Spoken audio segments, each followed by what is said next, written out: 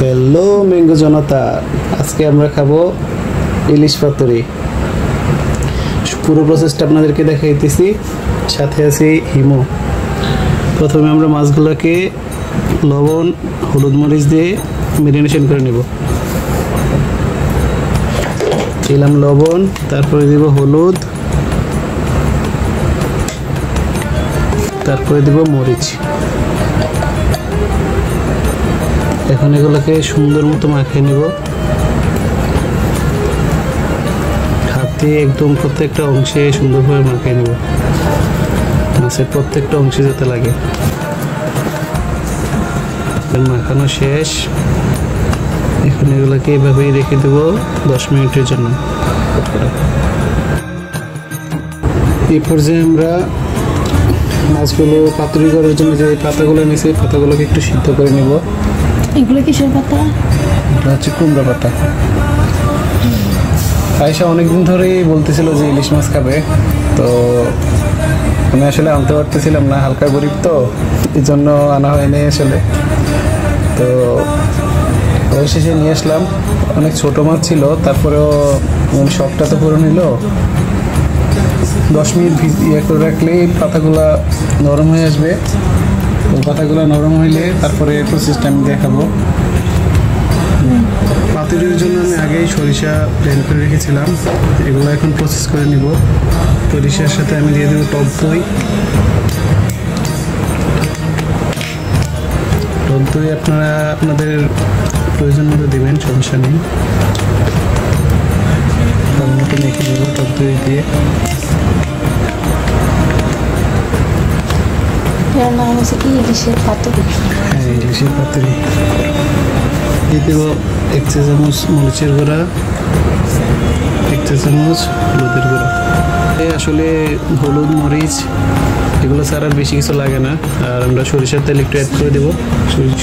সরিষার তেল একটু ঝাঁঝালো হলে ভালো হয়। তো আমরা দিয়ে দিচ্ছি হাজি সরিষার তেল। ভালো করে সবগুলো মশলা মিক্স করে নিব। আমরা আর এখানে অন্য কোনো মশলা ব্যবহার করবো না, যেহেতু ইলিশের একটা নিজস্ব ঘ্রাণ আছে। অন্য মশলা ব্যবহার করলে এই ঘ্রাণটা চলে যায়, এই জন্য আমরা অন্য কোনো মশলা ব্যবহার করবো না। তারপর এখন আমি ইলিশগুলোকে এই মশলাটার সাথে সুন্দর করে মিশিয়ে নেব।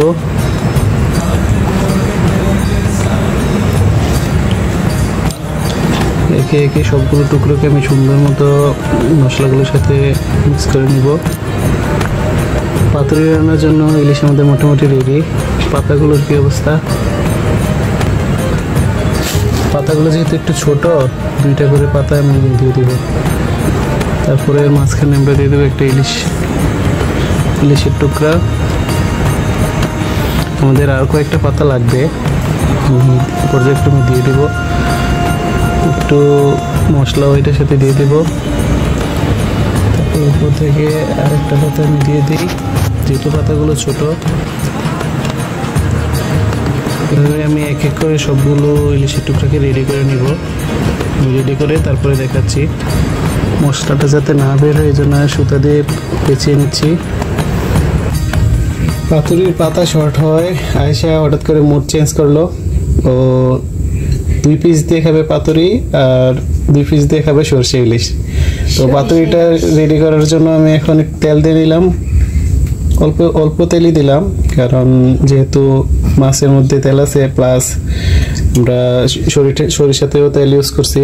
তেল গরম হয়ে গেলে আমরা এখানে পাতুরিগুলো দিয়ে দিব একে একে।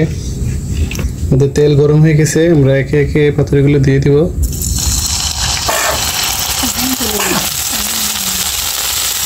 তারপর সিদ্ধ হওয়ার জন্য আমরা ঢাকনা দিয়ে দেব। এক পাশ হয়ে গেলে আরেক পাশ উল্টাই দেওয়ার জন্য আমরা ঢাকনাটা খুলে নিব। আমরা উল্টাই দেব।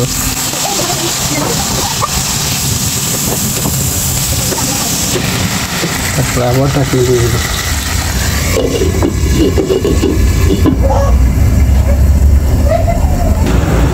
এভাবে এক পাশ হয়ে গেলে আরেক পাশ আমরা আবার উল্টে দেব। এভাবে কয়েকবার উল্টে যতক্ষণ না ভিতরে মাছটা হয়ে যাচ্ছে ততক্ষণ পর্যন্ত আমরা ইয়ে করতে থাকবো। আমাদের পাতুরি রান্না শেষ, এখন এগুলো নামাই নিব। মাশাআল্লাহ কি সুন্দর গান দিয়ে অনেক সুন্দর গান আসছে। আয়শা বলতেছে পাতুরিগুলোকে আমরা উঠাই নিলাম।